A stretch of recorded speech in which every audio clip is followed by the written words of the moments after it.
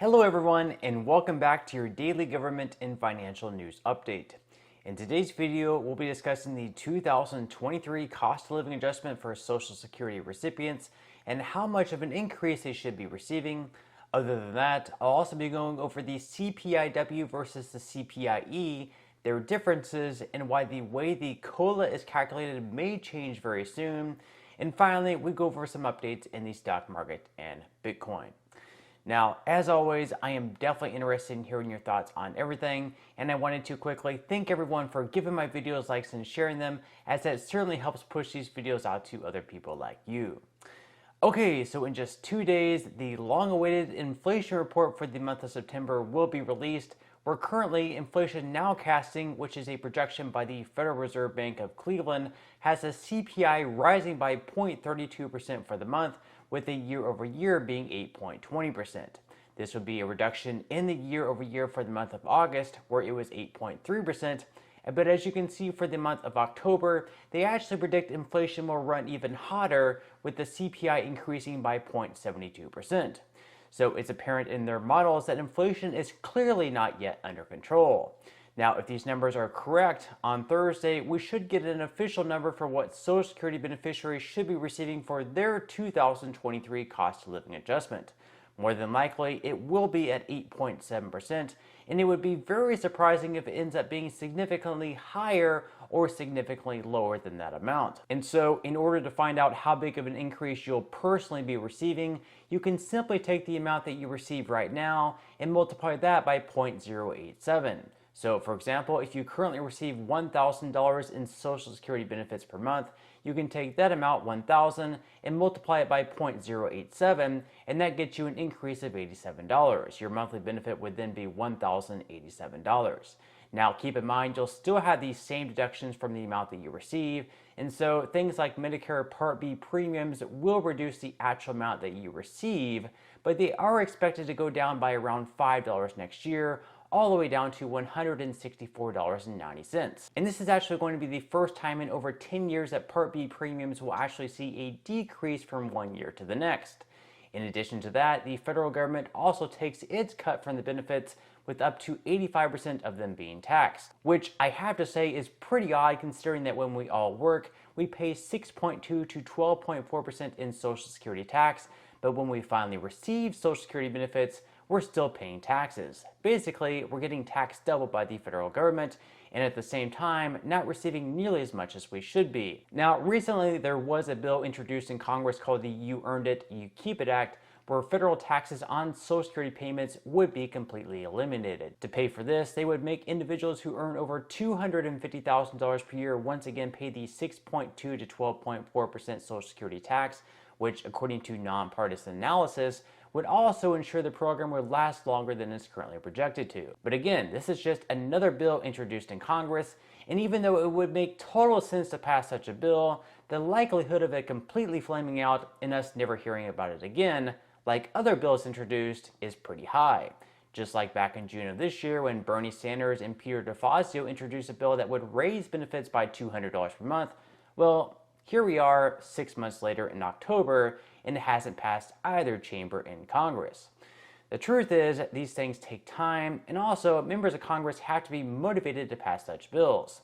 Of course, if things are important to them, such as funding the federal government or sending billions of dollars to other countries, they're usually able to get things done much faster. Something that's been quite bipartisan and hasn't yet been passed, for example, is changing the way that the cost of living adjustment is calculated from the CPI-W method over to the Consumer Price Index for the elderly, or the CPI-E. Now, according to the Senior Citizens League, basing the COLA off the CPI-E would make a lot more sense considering it's revolved around the majority expenses that seniors usually pay for, and also, year by year, it's usually higher than the CPI-W. So if they were to switch over to the CPI-E method, your yearly benefit would go up at a faster pace. But let's not take the Senior Citizens League word for it.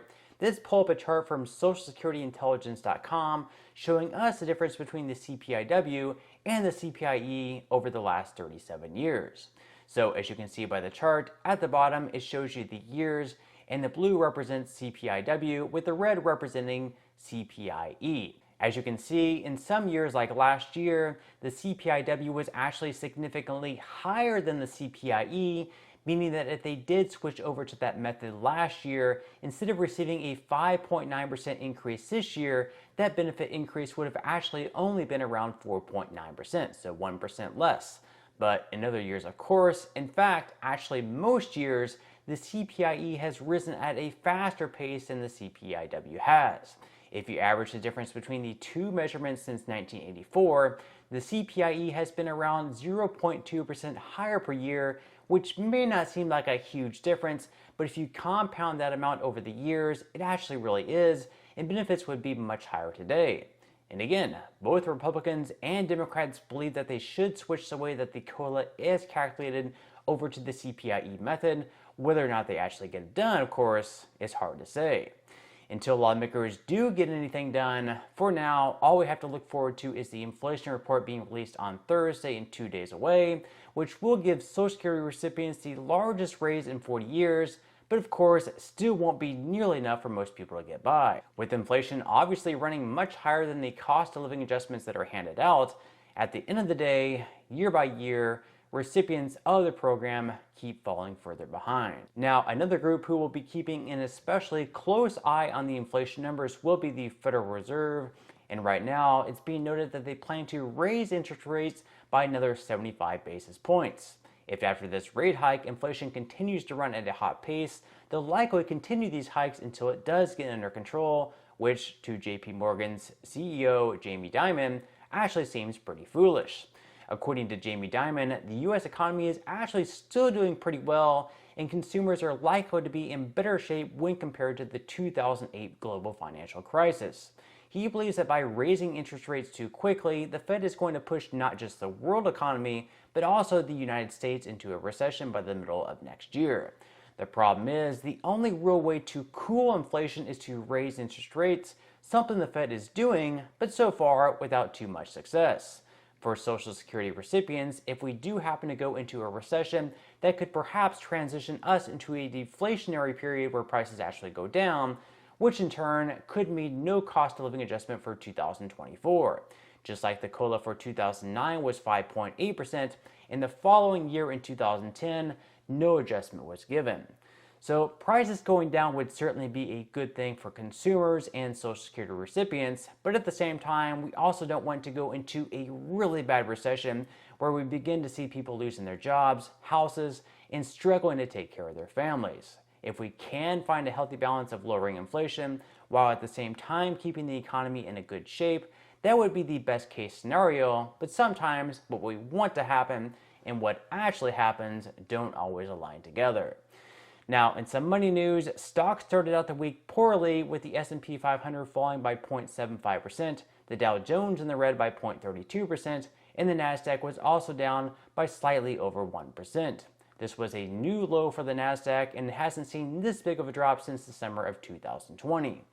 Unfortunately, things so far aren't looking too much better for today, with futures currently in the red, and so Dow futures are currently down by 0.55%, S&P 500 futures are down by 0.61%, and Nasdaq futures are also in the red, down by 0.56%.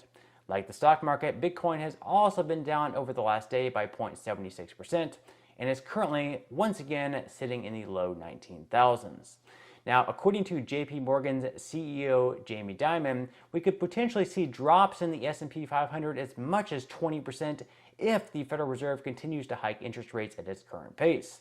He said that rates going up another 100 basis points will be a lot more painful than the first 100 just because people aren't used to it, and he thinks that negative rates, when all is said and done, will have been a complete failure.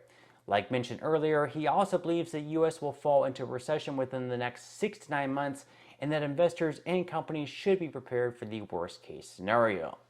Now, going by the very definition of a recession, which is 2 consecutive quarters of negative GDP growth, we actually are in a recession right now, but one thing I will say is that for every Jamie Dimon that says the stock market will drop another 20%, we have someone else claiming that we've already hit the bottom and that we'll actually get back to record highs in 2023. So we should always keep in mind the bad news, but remember, no one actually has a crystal ball and no one knows what's actually going to happen. At this point, it's pure speculation. But with that said, if you would like to receive up to 12 free stocks and $5 worth of Bitcoin, in the comment section below, I will leave a link where you can receive just that from my partner in Webull. And even if you don't feel like investing at this time for whatever reason, once you receive the free stocks, what you can always do is just sell them for what they're worth and then transfer that money right back to your bank account. So in total, you should be receiving a value of at least $50 or more. Some people have actually received over $3,000 in the past. So really, you can think of that as just some free extra money with just a few minutes of work. But on that note, I'm going to go ahead and wrap up this video. If you enjoyed the content in today's video and you would like to see more like it, I would greatly appreciate it if you would give this video a like, subscribe to my channel, and also ring the notification bell. That way you won't be missing any of my future videos. And until next time, I hope you all have a wonderful rest of your day, and I'll see you in the next video.